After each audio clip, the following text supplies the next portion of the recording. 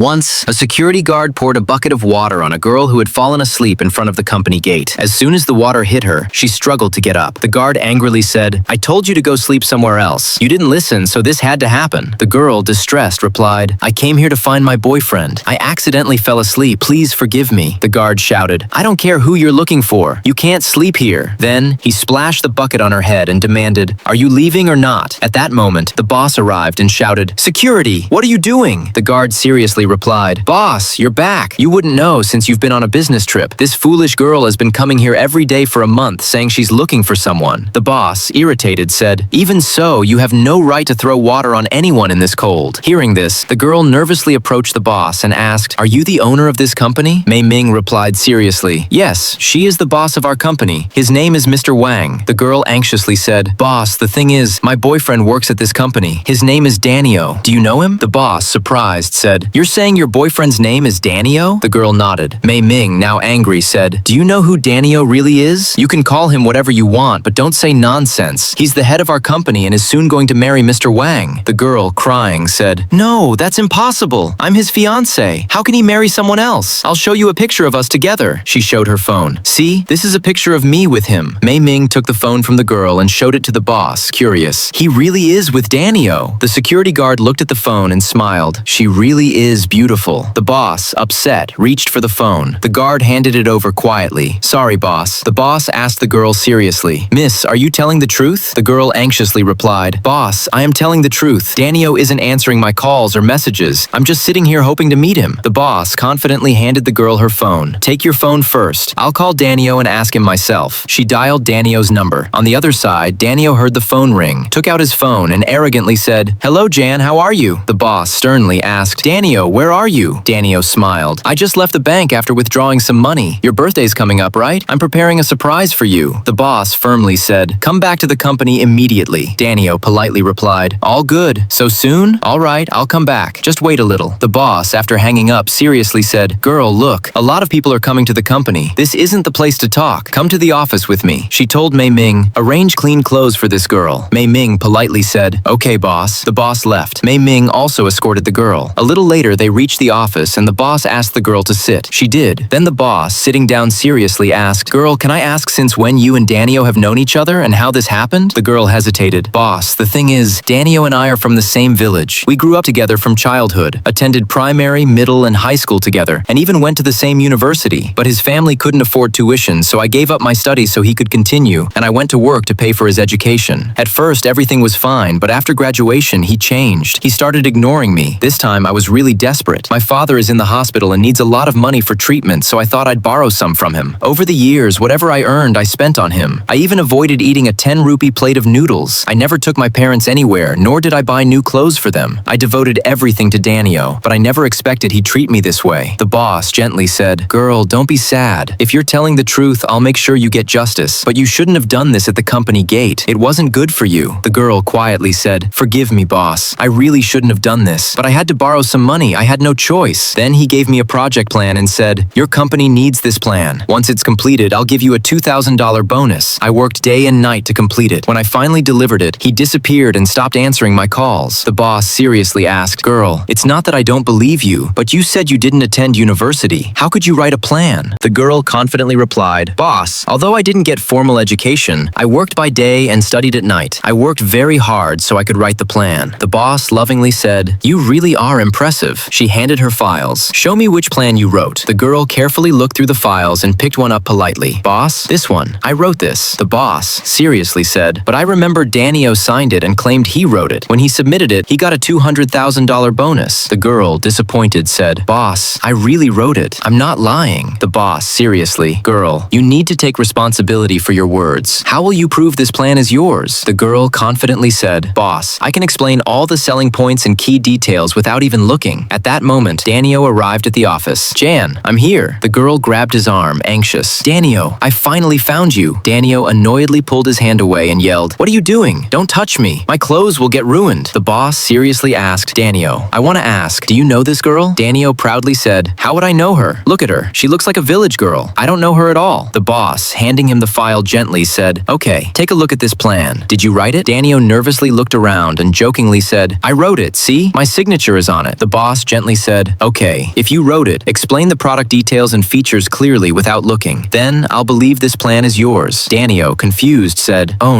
no, Jan. This was a long time ago. I forgot some details. Explain it to me once, then I'll tell you everything." The boss slammed the file on the table angrily. "Danio, you still aren't telling the truth. It's clear this plan was written by the girl. I remember giving you a $200,000 bonus for this project, and you promised her $2,000 but never paid. You really are ungrateful." Danio carelessly said, "She's a useless village girl. Why do you believe her? Don't get mad at me because of her." The boss seriously said, "I will get mad because of her. She's from the same village as you. Does that make village people worthless in your eyes? You're also from that village. Yet after eating a few fancy meals and wearing a suit for a few days, you think you're better than everyone? I'll cancel the wedding, and don't show up at my company again." Danio yelled, "You're canceling a wedding for a woman who has nothing to do with you?" The boss angrily said, "Whether she's related or not is for me to decide. Today, I'm firing you for this girl. Leave immediately." Friends, what do you think? Did the boss do the right thing or the wrong thing? Share your valuable opinion in the comments. Thank you.